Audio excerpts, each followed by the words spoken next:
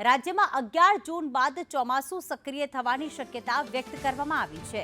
હવામાન નિષ્ણાત અંબાલાલ પટેલે આગાહી કરી, હવે ચોમાસું ધીરે ધીરે સક્રિય થશે. તો 13 જૂન બાદ રાજ્યના પૂર્વીય ભાગોમાં અતિભારે વરસાદની શક્યતા વ્યક્ત કરવામાં આવી છે. સાથે 8 થી 12 જૂન મહારાષ્ટ્રમાં વરસાદ થવાની શક્યતાઓ. 12 થી 18 જૂનમાં ગુજરાતમાં વરસાદ થવાની આગાહી કરવામાં આવી છે. દક્ષિણ સૌરાષ્ટ્ર, દક્ષિણ ગુજરાત અને મધ્ય ગુજરાતમાં વરસાદની આગાહી કરવામાં આવી. પંચમહાલ, દાહોદ, લીમખેડામાં 13 જૂન બાદ વરસાદ આવશે.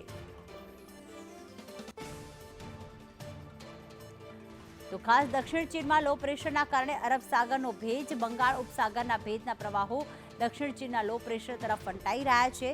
અને ખાસ હવામાન વિભાગ દ્વારા અને સાથે નિષ્ણાંત અંબાલાલ પટેલ દ્વારા જે આગાહી કરવામાં આવી છે કે 11 જૂન બાદ ધીરે ધીરે ચોમાસું જે છે તે સક્રિય થઈ જશે અને 12 થી 18 જૂનની વચ્ચે ગુજરાતમાં વરસાદ થવાની સંભાવના પણ વ્યક્ત કરવામાં આવી.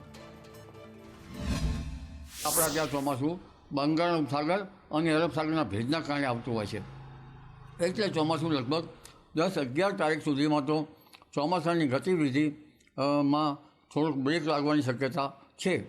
પરંતુ 10-11 તારીખમાં લગભગ બંગાળ ઉપસાગરમાં સિસ્ટમ પણ છે અને આ સિસ્ટમની અસર ના કારણે કંઈક અંશે થોડો ભેજ ગુજરાત તરફ આવશે.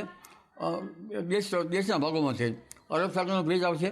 એટલે લગભગ તારીખ 10 આસપાસ નબળું ચોમાસું આવવાની શક્યતા રહેશે અને 12 થી 15, 16 કે 17માં ગુજરાતમાં વરસાદ થવાની શક્યતા રહેશે. જેમાં દક્ષિણ ગુજરાતના ભાગમાં વધુ વરસાદ થવાની શક્યતા રહેશે અને વડોદરાના ભાગમાં વધુ વરસાદ થવાની શક્યતા રહેશે. ઉત્તર ગુજરાતના ભાગમાં એક પશ્ચિમી વિક્ષોભ આવવાની પણ શક્યતા છે.